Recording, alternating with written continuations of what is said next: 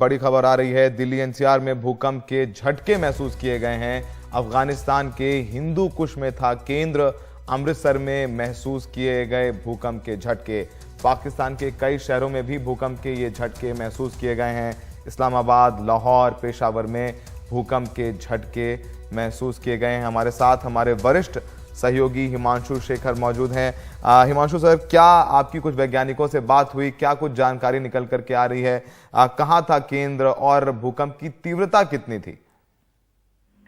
देखिए, मैंने जो जेएल गौतम डायरेक्टर हैं नेशनल सेंटर फॉर सिस्मोलॉजी, उनसे बात की है। उन्होंने 3-4 अहम बातें बताई हैं। पहला कि जो भूकंप की तीव्रता थी वो 5.8 थी, जो कि एक बहुत ही हाई इंटेंसिटी का अर्थक्वेक माना जाता है। 5 के ऊपर से जब भी तीव्रता होती है भूकंप की तो उसे बहुत ही हाई इंटेंसिटी का अर्थक्वेक माना जाता है। एग्जैक्ट टाइम था 9:31। और सबसे महत्वपूर्ण बात यह है कि ये भूकंप जो है वो धरती के नीचे 181 किलोमीटर नीचे रिकॉर्ड किया गया, यानी इसकी डेप्थ जो थी वो काफी ज्यादा थी।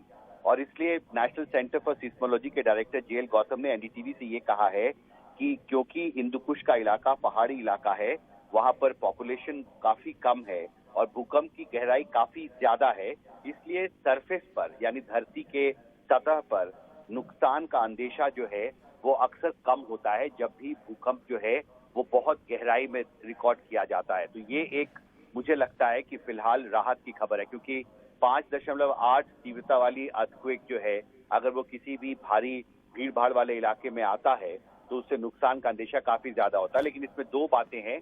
पहला कि हिंदू कुश का जो इलाका है, जैसा मैंने पहले कहा, वहां पर बहुत ज्यादा जनसंख्या नहीं है।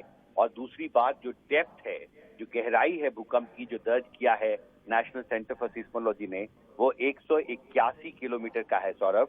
और इसलिए जब भी भूकंप बहुत ज्यादा गहरा होता है तो वहां पर नुकसान का अंदेशा कम होता है एपिसेंटर के आसपास। लेकिन ये पूरा इलाका बहुत ही सेंसिटिव है भूकंप के दृष्टिकोण से।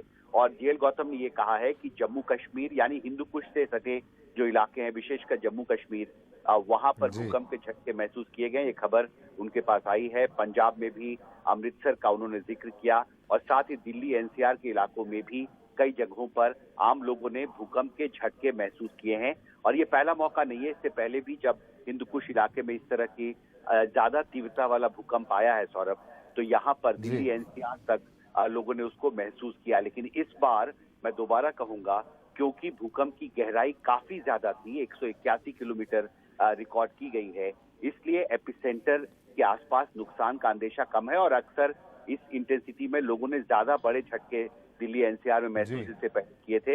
लेकिन इस बार जो झटके हैं उनकी तीव्रता पहले के मुकाबले कुछ कम है, ऐसी पहली जानकारी जो हमारे पास आई है, सौरभ। हिमांशु जी, आप बता सकें अगर कि जो ये भूकंप है, ये जो आया है, इसकी तीव्रता आप बता रहे हैं 5.8 है, 5.8 है। 5 के ऊपर जो भूकंप होता है, जैसे आपने बताया, वो गंभीर माना जाता है। तो अब आपको लगता है कि अभी तो बहुत शुरुआत है, कुछ जान माल का नुकसान भी हो सकता है इससे?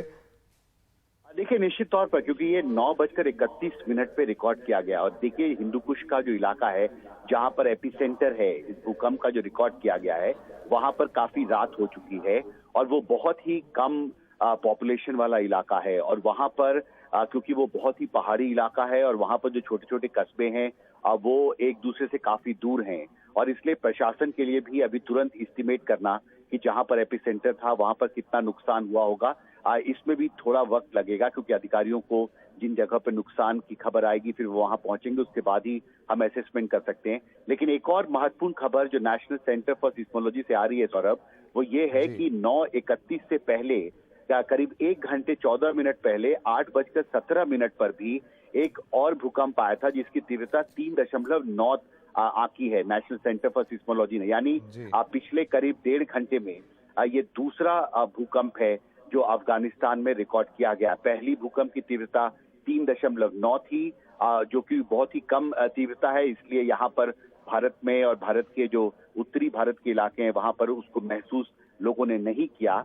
लेकिन 8:17 के बाद जब 9:31 पर उससे काफी ज्यादा तीव्रता वाला जब भूकंप आया तो उसका एहसास उसको लोगों ने यहाँ पर महसूस किया है। भूकंप के झटकों को न सिर्फ दिल्ली एनसीआर में बल्कि पंजाब के भी कुछ इलाकों में और जम्मू कश्मीर के भी इलाकों में अक्सर ऐसा देखा गया है कि जब भी हिंदू कुश के इलाके में ज्यादा तीव्रता वाला भूकंप आया है तो जम्मू कश्मीर में लोगों ने उसको सबसे ज्यादा महसूस किया है।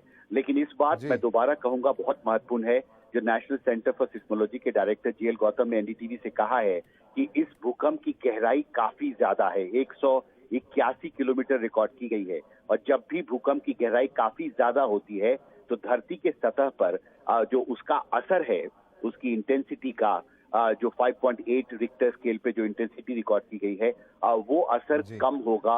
अगर तीव्रता कम होती, अगर गहराई कम होती तो सरफेस पर, सतह पर नुकसान का अंदेशा काफी ज्यादा होता। लेकिन इस बात राहत की खबर ये है कि भूकंप की गहराई काफी ज्यादा थी और इसलिए ज्यादा तीव्रता वाले भूकंप, जिसका एपिसेंटर एक बहुत ही पहाड़ी दुर्गम इलाका है जहां पर बहुत ज्यादा लोग नहीं रहते हैं, छोटे छोटे कस्बे हैं जो एक दूसरे से काफी दूर स्थित हैं, और वहां पर प्रशासन के लिए भी मुझे लगता है देर रात हो चुकी है, जल्दी आकलन करना मुश्किल होगा। लेकिन बहुत ज्यादा नुकसान का अंदेशा जीएल गौतम ने एनडीटीवी से कहा है कि फिलहाल जो अनुभव है अब तक इस तीव्रता के भूकंप वाला, वो होने की आशंका कम है। जी, बहुत बहुत शुक्रिया। तो हिमांशु जी बता रहे थे कि 181 किलोमीटर नीचे ये भूकंप की बात है, इसलिए डिस्ट्रक्शन जो है वो कम होने की संभावना है। तो अभी तक किसी जान और माल के किसी तरीके के नुकसान की खबर नहीं आई है। अब रुख करते हैं बाकी खबरों का।